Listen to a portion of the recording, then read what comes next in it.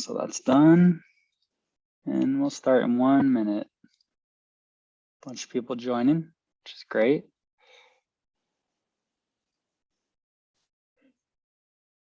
Hopefully everyone got to watch some basketball. It's been some twists and turns for sure. Brackets are getting real interesting. Yep.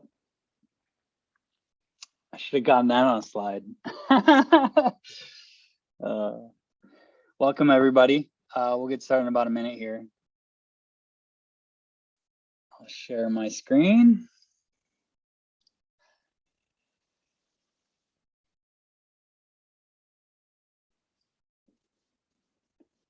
I think get the percent button. Cool. It's 11 o'clock, maybe about a minute longer. Wait for a few more people to join and we can kick it off.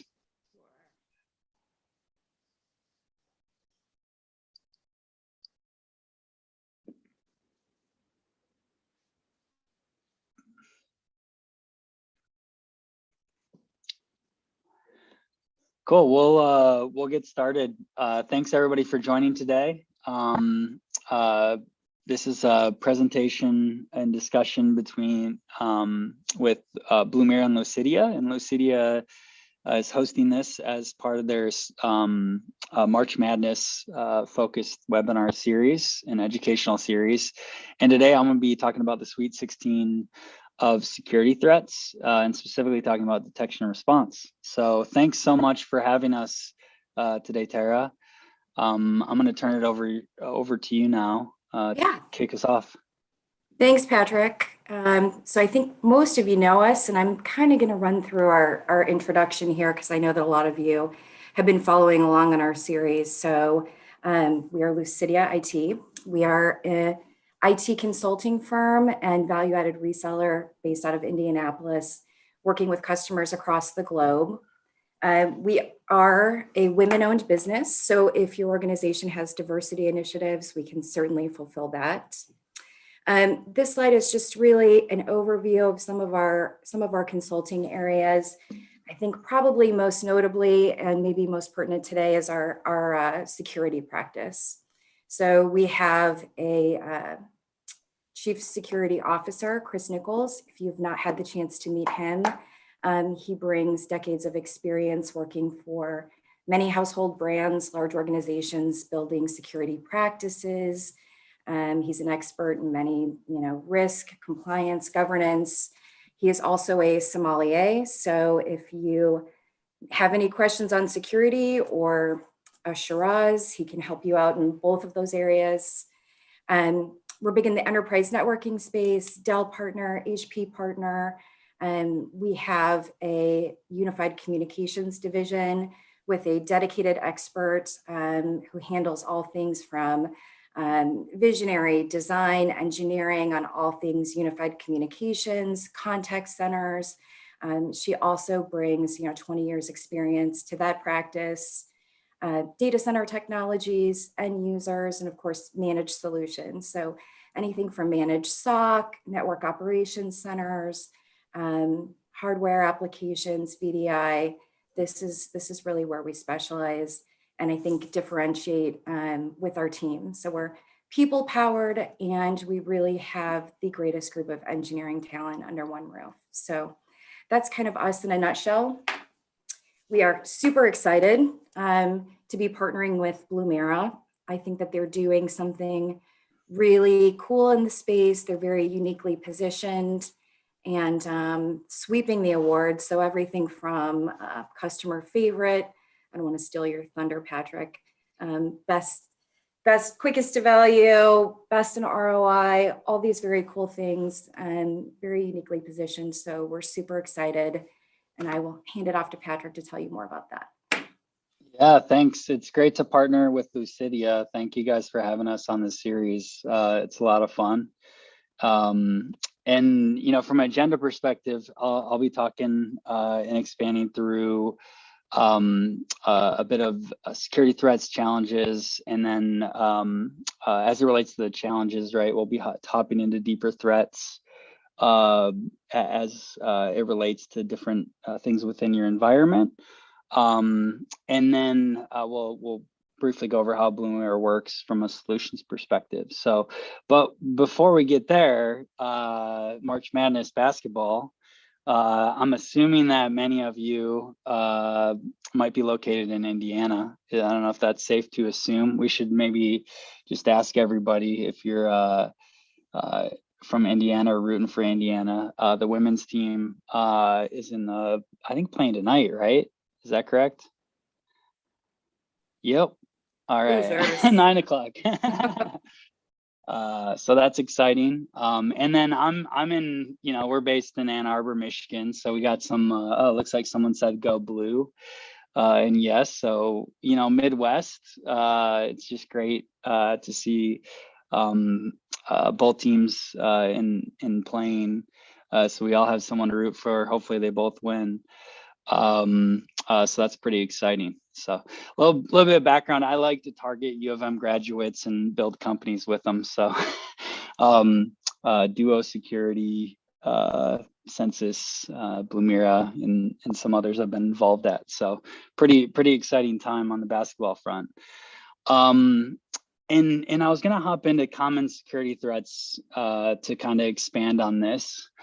And someone asked, can you see me? I'm wearing the Bracket Madness shirt.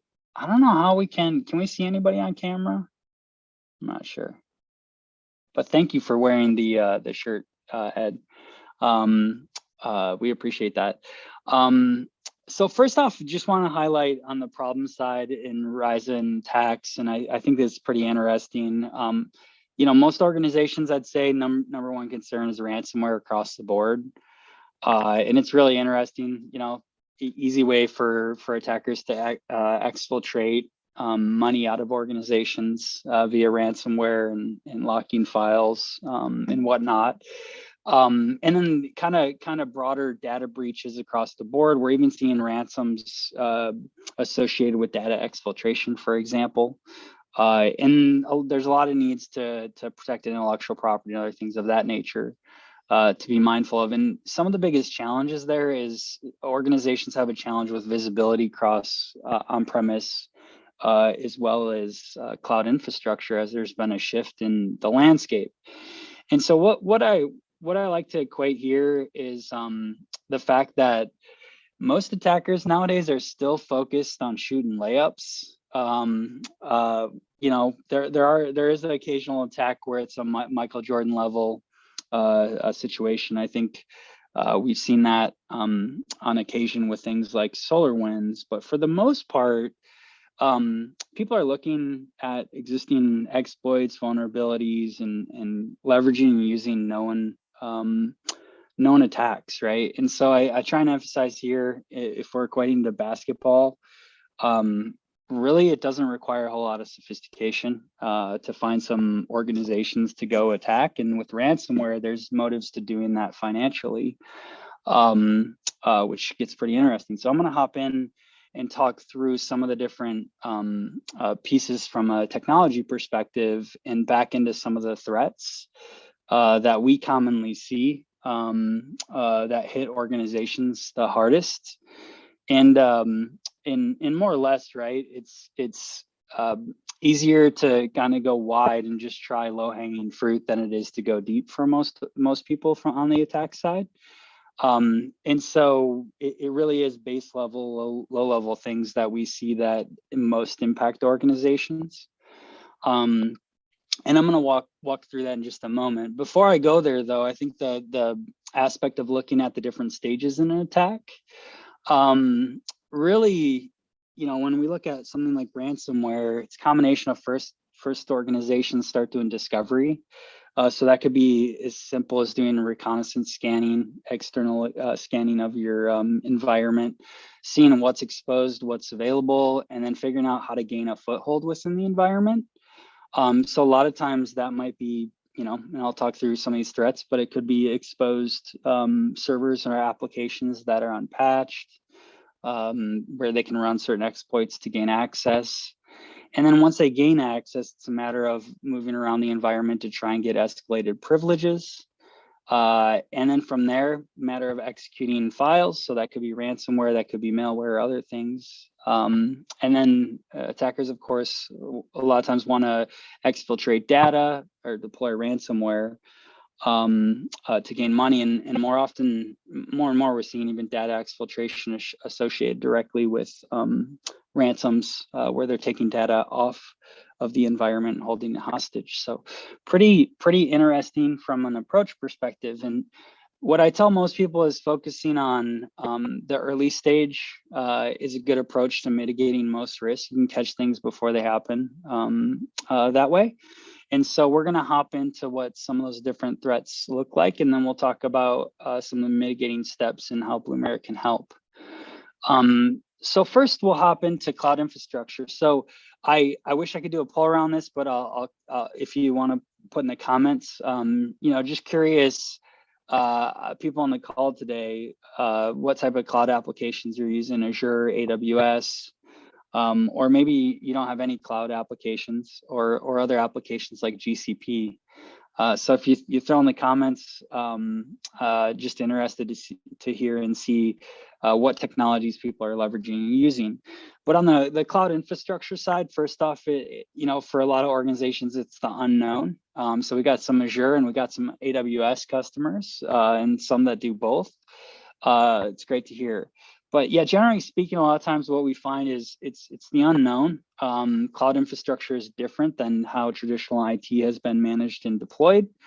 And so, there's different techniques and tactics that can be used in order to gain access to those environments.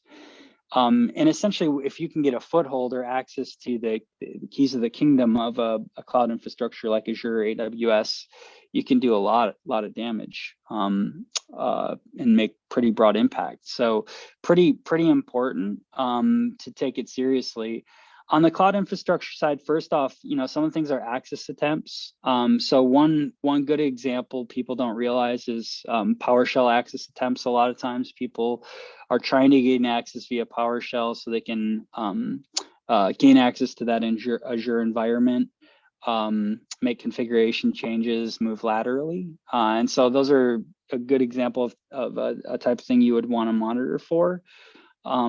And then going beyond that, user attempts. So password spraying and brute force are really common, especially as we look at things like the Azure or AWS portals. And password spraying is essentially the aspect of submitting usernames and passwords that might be known, grabbed off other lists. So a lot of times people are using the same password as they would use elsewhere, even with their personal accounts. And so enforcing strong password policies here is important in enabling things like multi-factor authentication, which is always a strong best practice, but also early stage monitoring for these types of tactics allow you to essentially block those attempts potentially within the Azure, AWS, and other types of environments like GCP. And then another good example of a threat is a new Azure DC agent becoming available. So it's not a common activity, but this would be a good example of like if someone spins up a new Azure DC domain controller, essentially, that's typically used for configuring users, privileged access, that sort of stuff.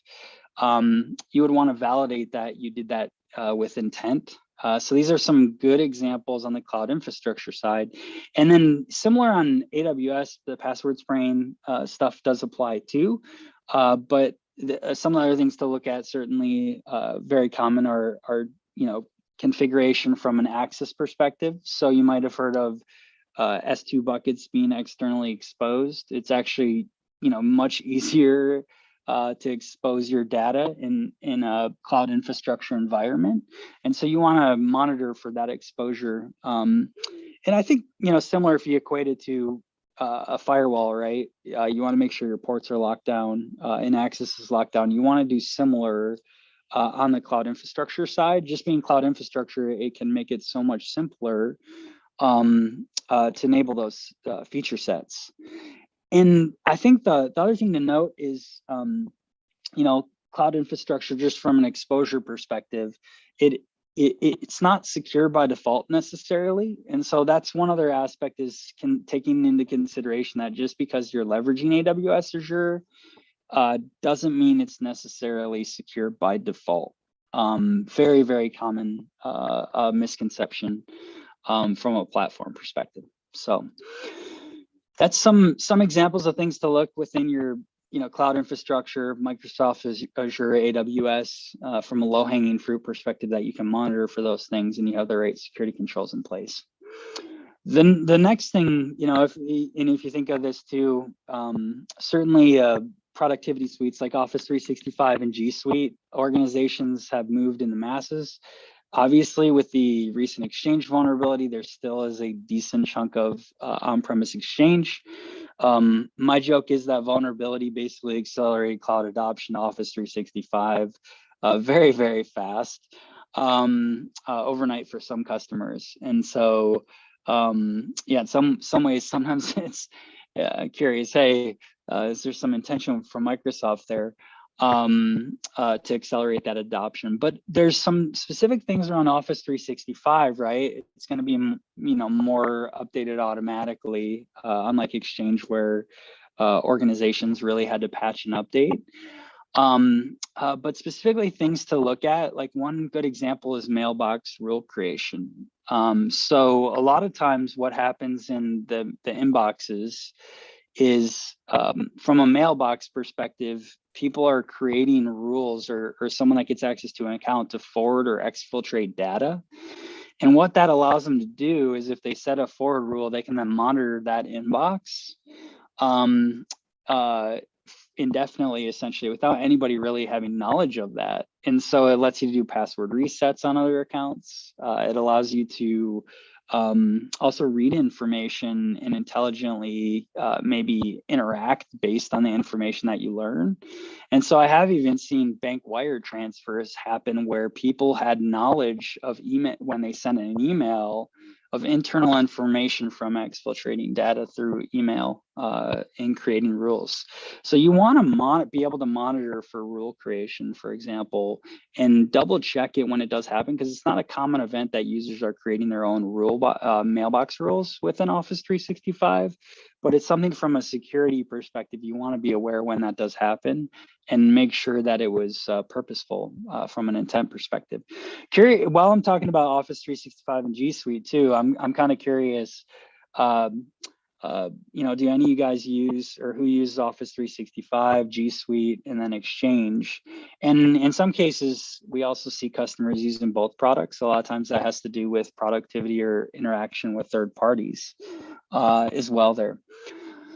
The next, and this depends on what organization type you are, but most organizations, likely operate within specific geos. As you get into larger companies and organizations, then certainly you're going to have spread. But when you're talking about a smaller, medium-sized business, location is one that essentially you can limit your exposure to. And so looking for geo-impossible logins, or even if you're US based and maybe a government entity or a healthcare entity that only operates in the US, really looking to see for geo-impossible logins. Hey, are people logging in? But also maybe, hey, is there anybody accessing our applications and services from outside the region that we operate in? And time again, what I can say is, by triggering on rule sets like the location, often you're able to catch an attacker very, very early in the life cycle, based on where they're from, because a lot of times even attackers will dwell for a period of time depending on what their intentions are. And then the last thing, from a productivity suite perspective to think about is document sharing. So sharing documents with third parties is great from a collaboration tool perspective, but the reality is that also adds a lot of risk. And so what happens a lot of times is essentially the document gets shared externally for good intention. And then other times an attacker might get a foothold and share documents to get data exfiltrated outside your organization. So it's just monitoring and taking a look at the different ways you approach an Office 365 or G Suite environment of like what could be inherent risk. And there also are these cool honeypot tokens out there, or canary tokens that essentially you can place in your cloud productivity suite. So if someone does actually share or gets access to them, you would then know, hey, someone has access to your environment, and it would trigger a notification. So pretty cool approaches to that. It looks like from a comments perspective, we have quite a few people that are saying they use Office 365, and then a little bit of G Suite as well mixed in there. And so next we're going to talk about cloud identity from an attack perspective. And as we talked about a little bit earlier, the password spraying and brute force, identity becomes key from a user perspective. Because really that identity can be used in so many ways. Also credentials can get shared. And so as I kind of mentioned with the cloud infrastructure side, this same type of tactics get used across your cloud identity, and that's how you're logging into most of your applications and services that are cloud oriented. So that can be anything from Azure Active Directory, Okta, Duo Security, ADFS as well, through Active Directory. And so monitoring, looking for things like password spraying and brute force. And what's kind of interesting is via logs, for instance, you can get this information, but it's hard for most people to correlate it into something useful. So it's looking at, hey, maybe someone continually dripping over time password attempts trying to log in that are still bypassing your lockout thresholds, for example. And multi-factor can be a good prevention measure, but I do think a lot of people overlook the fact that multi-factor often can get socially engineered quite easily by getting user information. And time again, I think like we see that happening certainly on the red team pen testing side from a success perspective. So some of the areas to look at are the cloud identity aspects of how do you monitor when these things actually are happening. And so curious as we're talking through this, certainly want to open it up for like question and comments as we're going along this. If any of you have experienced, similar or get visibility into these types of attacks today, or how you do that effectively, would be great to hear. And I can bring that up from a discussion perspective as we get comments around that.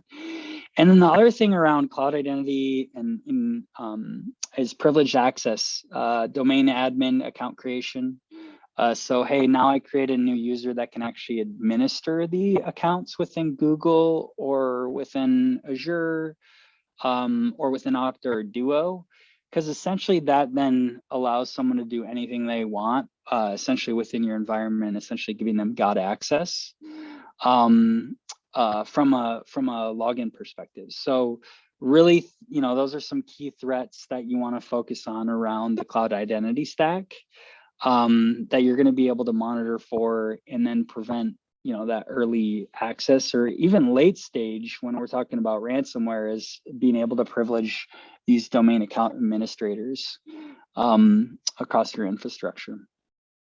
Hopping a little bit further, cloud servers, and I think not only cloud servers on premise as well, just generally speaking, but Windows and Linux servers need to be patched and updated. There's also the aspect of making sure that only the right protocols are accessible, if any. For the most part, most of these applications and services are designed to operate behind a VPN. Certainly, there might be reasons why you have something in a DMZ with some different access, like port 443 for secure connectivity website, that sort of stuff. But all too often, we see in a cloud environment and on-premise environment, things like RDP exposure. And sometimes it's misconfiguration, and some of this is just lack of knowledge sometimes, that people don't realize that things like RDP or SSH should really be accessed through a proxy or a VPN.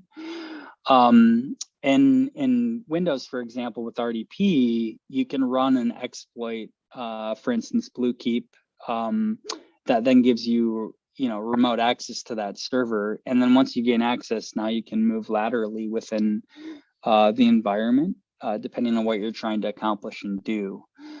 So very easy from a point of entry perspective. And the fact is like, there's a ton of different tools like Shodan and Census that will actually give an attacker visibility into who has those things exposed, making it incredibly easy to target. And I think in some regards, like similar to the Exchange vulnerability, if you're not familiar with that, that happened a few weeks ago, that essentially Exchange became remote exploitable. You need to patch it near immediately. But instantly, the attackers that took advantage of that vulnerability were able to scan the internet to find the Exchange servers that were vulnerable, and hit them very, very fast, right?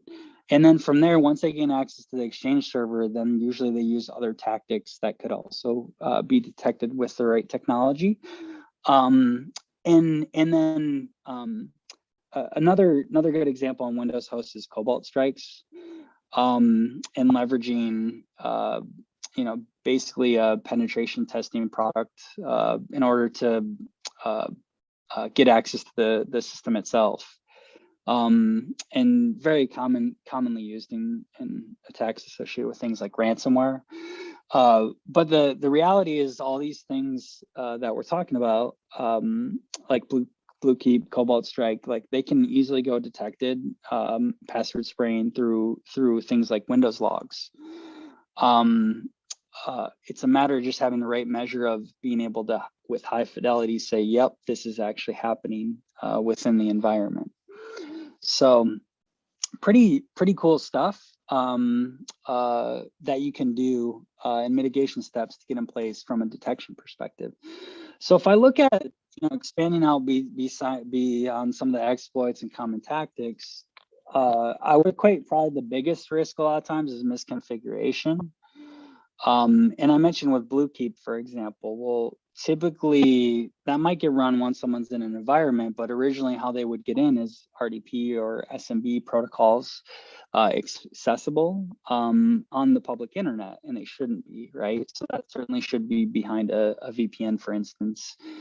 And also SSH on the internet, a pretty big vector to gain remote access into environment. And then the last one is lack of MFA. It's not that people don't have access or implement MFA. It's that a lot of times they don't implement it across their web-facing services. They don't implement it from a depth perspective, or they might put bypass settings on because their CEO doesn't want to have to log in because it's inconvenient with two-factor. And those are all real, real examples. Curious here, like how many of you have had an executive that says no to a security control? And I'm kind of laughing because you hear that almost all the time. That's where the pushback comes from. I think culture's changing there more and more because the reality is the threat landscape continues to increase more and more. And I think people are seeing the impact of threats out there today. So just to expand, a few of the things we talked about, some of the more common techniques that we see on the ransomware side, reconnaissance scanning initially, as I mentioned, then looking at privileged escalation. New admin account creation is a common sign. If it's not for intended business purposes, that something's not right or wrong. Data exfiltration is very common, whether it's means of through your productivity cloud applications, or it's on-premise, and different ways to look at that from a firewall log perspective. And then other aspects of malicious executables and applications that a lot of times are ransomware. I mentioned a little bit about the misconfigurations, RDP, SMB exposure, and privileged access. And then access attempts being password spraying, brute force, geo-impossible logins, multiple subsequent logins a lot of times, account lockouts, and then different types of hacker tools for credential theft, and then a lot of different exploits, Windows, Exchange, Bluekeep, Cobalt, that sort of stuff. I'm gonna hop in and kind of talk through a little bit more some of the different ways from a detection standpoint to kind of identify these different tactics.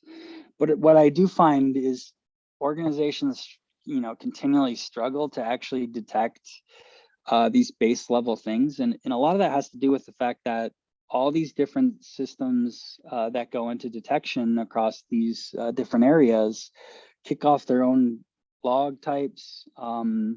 And a lot of the challenges exist with actually leveraging that information and correlating it in an effective way and being able to detect the different types of tactics. And so that's essentially what Blumira focuses our efforts around, is essentially giving you near immediate detection and response capabilities that traditional products have really made it challenging to be successful and do. And I think the what it equates down to is the fact that most log-based products are choose your own adventure, in that you're importing the logs, you're parsing them, you're then building your own detection rule sets, and they're not necessarily purpose-built based on the technology stack that a customer runs. And so that's one of the big things from a differentiator perspective is the approach we're taking to detection and response, and that we're actually helping organizations in a way that they traditionally would not be able to get access to effective detection measures. So first off, some of the challenges are the aspect of organizations having limited teams. How do you go and detect all those different threats that we talked about across the hybrid cloud on-premise environment, and a lot of times using multiple different clouds? The challenge with most organizations is they don't have the resources in the team to get that. It takes a high level of sophistication to be able to detect those things. And then the second aspect is the tool set out there that would allow you to do it is pretty complicated. Typically associated with the area of what you call SIM, or nowadays data security analytics. And that takes a long time and is a pretty slow process to essentially get everything ingested, know what's important, and then tweak and tune. And then the last thing is even just leveraging the existing products, security products that customers have, they tend to kick off a lot of noise, and people are uncertain what alerts they should actually even respond to. And so people tend to just start ignoring the existing security products that they have that might be telling them something useful, but there's just too much noise overall. So essentially what Blumira does is we help organizations in getting security detection in place with high fidelity detection on real threats, and we're able to deploy in a couple of hours. I will emphasize to everyone on the call today, we offer a free trial so you can deploy and leverage the technology within your own environment. And then we help the organizations to be able to take action. And we do this via, in some regards, automation with things like next-gen firewalls, and then also provide playbooks on what to do that's human readable, that can enable an organization, maybe that has help desk resources even. And so that's really key, is being able to enable people with baseline IT skills in order to be effective and scalable in that regard. And I kind of went over some of the threats. We detect hundreds of different threats, but a lot of the common techniques and tactics we talked about earlier are all things that we would detect. And a good example is, for instance, Windows logs. If you enable the right GPO settings, you can detect via Windows logs, password sprain, brute force. You can do different things based on location. And detect, for instance, if like a external IP address is connecting to an internal server over RDP or SMB, things of that nature. And so how our product works, and I'll show a demo here in a second, is essentially we integrate purpose-built based on integration. So things like Active Directory, Azure, your firewalls, your endpoint technology, your Windows hosts, basically anything and everything that's going to provide security value. And we focus immediately once we get that integration up and running, which usually takes 5 to 10 minutes per integration, that all the things are done: log ingestion, parsing, correlating threat intelligence, alerting, prioritization, and reporting. Then we implement the detection rules based on the customer's technology stack, which essentially allows us to detect threats, service them to you, and help automate them where necessary. And if they can't be automated, provide a playbook from a response perspective on what to actually do, making it really, really easy from a consumption perspective. So the challenge historically is this process, in order to do this effectively, would take 3 or 4 different tools, and typically a lot of time from an integration, deployment, and tweaking and tuning perspective. And essentially, we with our customers, we help them get it in place in a matter of a couple of hours worth of work between them and us together collaboratively, which is pretty exciting. And then we do act also as a backstop from a findings perspective. So when you do find something, or you have a need, maybe a report, for instance, you can interact with us directly in product, and we have a security analyst team that can help more or less on demand as you have needs within your environment and help you navigate. So I'm going to hop over to a product perspective, and then we'll have a few minutes. Feel free to ask any questions or comment as I'm going through here. We have Q&A, but I'm going to hop through some real world examples as far as techniques and tactics used, and then how we can help from a response perspective. And I always encourage people too, as I'm showing this, don't hesitate to ask any questions. The other thing is you can try this within your own environment. We offer a free trial and help customers get it up and running operational very quickly so they can get the value out of it. And then we'll hop into the Sweet 16 as far as who's on top from a Lucidia bracket perspective. So some different examples. We talked about account administration creation, and so I'm going to show an example. This is a domain administrator account, and so what you see here is essentially unauthorized access attempt, and I can assign it to an analyst. I'm going to assign it to myself so I can work it, and it just is asking me to validate. Hey, was this user administrator account created for business purposes? And I can select it was or it wasn't. If it was, it's going to close it out. And I now validated that and we're okay. If I mark, hey, I'm unaware of this, it's going to close the priority suspect finding, and it's going to turn it into a threat finding. And that's going to send a notification via voice, text, or email, depending on what you opt in for. And if I go back to the dashboard, what we're going to see here now is that finding is now a threat, and it's rogue domain account administrator. So this is basically giving us the action from a response perspective of, hey, this is a rogue domain account. Here's the matched evidence from a logging perspective. And here's the script to go run to disable this account and mark that the work was completed from a response perspective. So really easy to just interact direct in tool, and almost anybody that has access would be able to walk through in basic IT skills and respond. Now, if I look a little bit further down, some different good examples could be reconnaissance scanning, for instance, on the Palo Alto firewall we are monitoring for, or Another good example, if I scroll down, I think there's one here. Sometimes I have a demo site and things other people are also in it, providing and giving demos. So I'll go with this workflow. So reconnaissance scanning, this also could be password spraying on a firewall. And so we see the IP addresses. This is the matched evidence, where the information is coming from. And so we have different threat feeds, for example, that we're correlating. And in this instance, I can immediately block the source IP addresses on the firewall in the Blue product without having to log into the firewall itself. And you'll see I'll resolve and close the finding, and we can go to the block list. And on the block list, you're going to see the IP addresses put in. I could also configure on the block list, for instance, to automate this. So in the middle of the night, if it does detect something, it will automatically put a block list on the firewall blocking that traffic.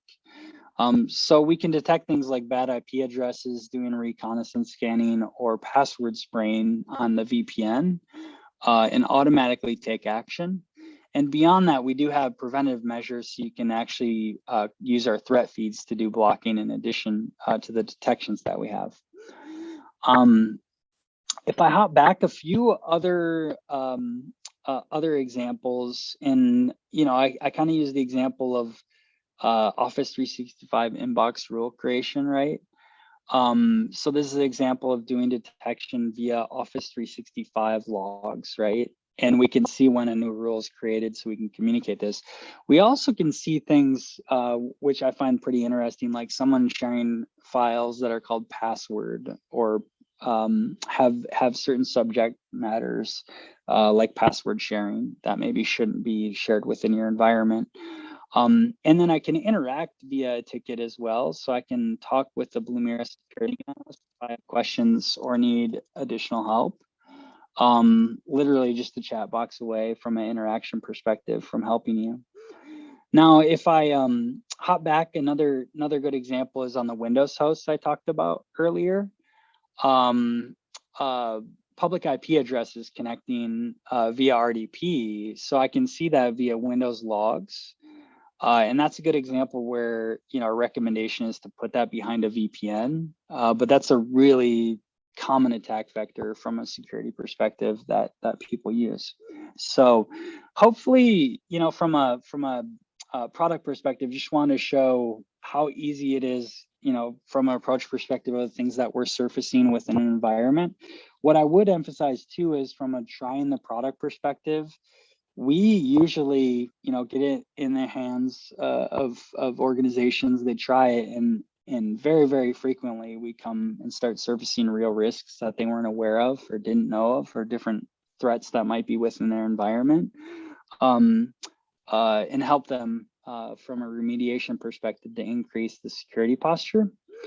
And then there's the other side, which is helping meet compliance requirements through things like reporting. That we can also help customers with. So we have a little bit more time. We'll open up for Q&A, and while we're waiting for additional questions, I think we're gonna hop to the bracket madness update, so we can share where everyone's at. Just wanna emphasize, you can get a trial from bluemira.com/free trial.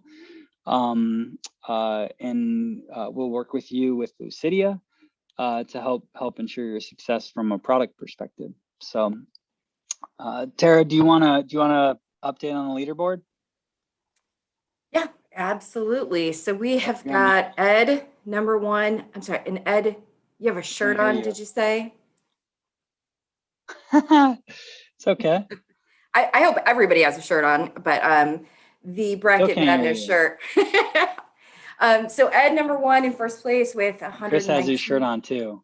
Chris has his shirt on too. Okay, so we're gonna have to add some points. We can't hear you. Am I on mute? Do you have a headset on? No. I can't hear you. Can anyone else? Oh, okay. Maybe it's just me. I can't hear you. Okay, just you? Okay. Someone else can hear you. So third place, Randy. Randy, do you have a bracket madness shirt on by any chance?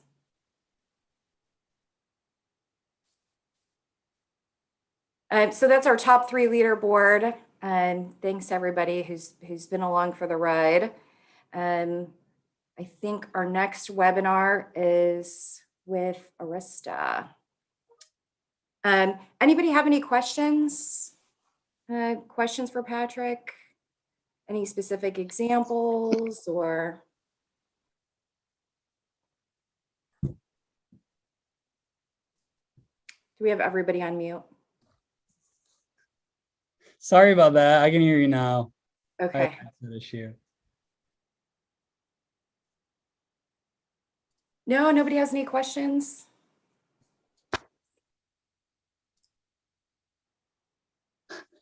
Everybody is on mute. Sorry, did you update everyone on the leaderboard? Yeah, we're good. Oh. Ed, Chris, Randy, our top 3. Congratulations, guys. Sweet. And the question is, what's the score of the game going to be tonight and tomorrow? Have any predictions? I wouldn't even venture a guess, but. Well, hopefully Indiana wins and Michigan wins as well. So, Chris, thanks for the feedback as far as very informative. I think action items, maybe you already said, when's the next webinar?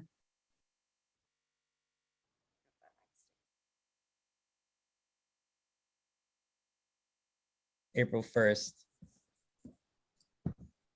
Zoom's acting funny because I can't hear you, but thanks everybody for joining today. Sorry, my audio's out. But yeah, from a call to action perspective, if you want to give Blue a try, bluemirror.com/trial or hit up your Lucidia rep. We're happy to coordinate with everyone from an approach of evaluating, and have a great day. Thanks, everybody. Thank you, Patrick. Yes. No way. Now I can hear you. So I think Zoom is having some intermittent issues. All right. Have a great day, everybody. Thanks again for joining. All right. Take care.